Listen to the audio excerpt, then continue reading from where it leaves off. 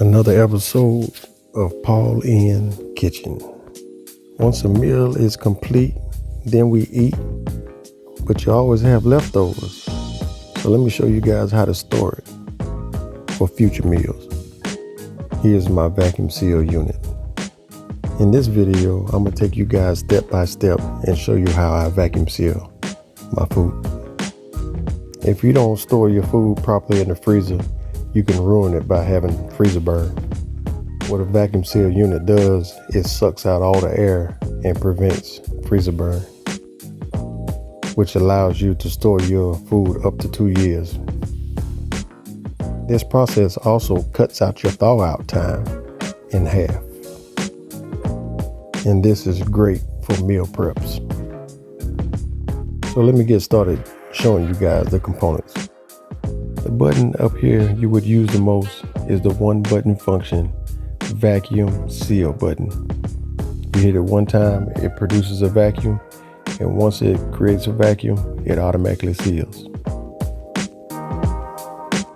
The button next to it is a canister button. A separate vacuum canister that you could use to marinate meat, and you would have to hook a hose up to this port and hit the vacuum button, and it would pull a vacuum on that canister for marination. But that's a different topic for another day. And the last button is just a seal button. When you get started, you would have to seal off the end of the bag first before you fill it. On the side, you have a lock and an unlock tab. The unit must be locked in order for it to operate.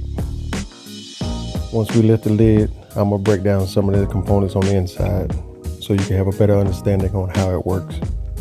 You have a chamber where you can put your roll of vacuum seal bags. Along the front here, this is your heating element anvil, and up top this is your heating element strip. Now this chamber right here that has this black oval seal, and the one up here, this is what causes the vacuum. This is your vacuum chamber. Okay, let's get started. You have to grab the edge of the bag and pull it past the anvil. We're going to seal off one end, and after we do that, we're going to cut the bag down to size.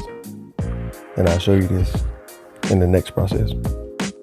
You lower the lid, lock the tab, and hit seal. The red indicator lights up, and once it turns off, it's created a seal. Now, when I'm bagging items that have liquid in it, like these oxtails, I normally create 2 seals per side. Once you complete your first seal, you can extend your bag out, cut it to length, and it has a little cutting device up there, so you can cut it to length. Repeat process to create as many bags that you need for your storage. Now, when I bag something that has liquid in it, I usually use this large beer mug. I put the bag inside the beer mug and fold the open portion over the top of the lid. This acts as if I have a third hand. So let's get this one bagged. Now, I usually use 2 to 3 scoops per serving. If you're doing meal preps, you can weigh it. All you have to do is place the mug with the bag inside onto a weight scale, zero the scale out, then you proceed to fill to your desired prep portion. We only have enough to fill 2 more bags, so let's get it done. Now, I like to do each step all at once. I create all my bags, then I fill all the bags, then I go back and seal them all. So I do each step to completion, not one at a time. Well, let's go ahead and vacuum seal our first bag.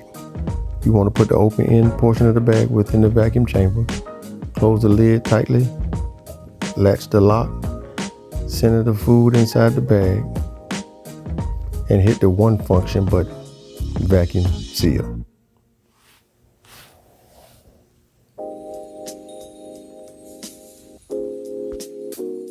Now, just like the beginning of the bags, I do a double seal. I also want to do this on the other end as well, just to make sure we have a guaranteed lock seal on both ends. Now, each and every time you want to repeat this process for things that you want to store for future meals.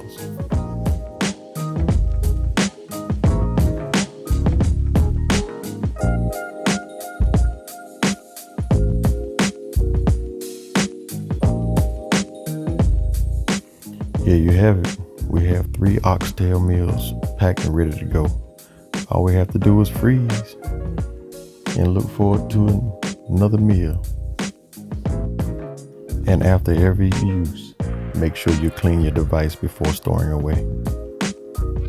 Once again, I would like to thank y'all for tuning in.